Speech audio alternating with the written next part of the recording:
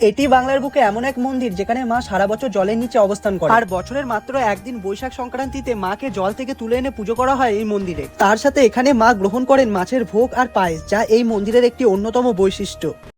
তো hello guys, কেমন আছো সবাই? তো আজকে এই ব্যস্ত জীবনের কোলাহল ছেড়ে আমরা বেরিয়ে পড়েছিলাম একটু শান্তির খোঁজে। আর আজ আমাদের গন্তব্যস্থল ছিল ক্ষীরগ্রাম জগদ্দা মায়ের মন্দির। শহরের কংক্রিট জঙ্গল ছেড়ে মাঠঘাট, সবুজ প্রকৃতি আর গ্রামের সরল সৌন্দর্যের মাঝে এই যাত্রা যেন মনটাকে একেবারে ভরিয়ে দিল শান্তিতে। চারিদিকে শুধু প্রকৃতির সবুজ জমি, খোলা মাঠ, গাছপালা আর বিকেলের নরম রোদ ধীরে ধীরে মিলিয়ে যাচ্ছে সূর্যাস্তে। এ যেন আমার বাংলার আরেক রূপ। গ্রামে ঢুকতেই মনে হলো শহরের কোলাহল থেকে অনেক দূরে একটা আলাদা জগতে চলে এসেছি। পরিষ্কার রাস্তা, শান্ত পরিবেশ আর গ্রামের সরল জীবনযাপন সব মিলিয়ে এক অন্যরকম অনুভূতি। এরপর আমরা পৌঁছে যাই মায়ের মন্দিরের সামনে। এখানকার পরিবেশ এতটাই শান্ত যে কিছুক্ষণের জন্য সব দুশ্চিন্তা ভুলে শুধু মায়ের দর্শনেই মন স্থির হয়ে যায়। এই মন্দিরটি হলো 51 সতীপীঠের অন্যতম এক পবিত্র স্থান। বিশ্বাস করা হয় এই স্থানেই দেবী সতীর ডান পায়ের বৃদ্ধাঙ্গুলি পতিত হয়েছিল। এখানে মা পূজিত হন জগদ্দা নামে এবং তিনি অধিষ্ঠিত দশভুজা মহিষাসুর মর্দিনী রূপে। মায়ের এই প্রধান মন্দির ছাড়াও ক্ষীরদিঘির মধ্যে আরেকটি জল মন্দির রয়েছে। আর এই মন্দিরের সবচেয়ে আশ্চর্যের বিষয় হলো সারা বছর মায়ের বিগ্রহ এই দিঘির জলে নিমজ্জিত অবস্থায় থাকে এবং বৈশাখ সংক্রান্তির ভোরে পুরোহিতরা জলে নেমে পাথরখণ্ড রূপী দেবী মূর্তিকে তুলে এনে মূল মন্দিরে স্থাপন করে। আর এই দিনটা এখানে অত্যন্ত পবিত্র।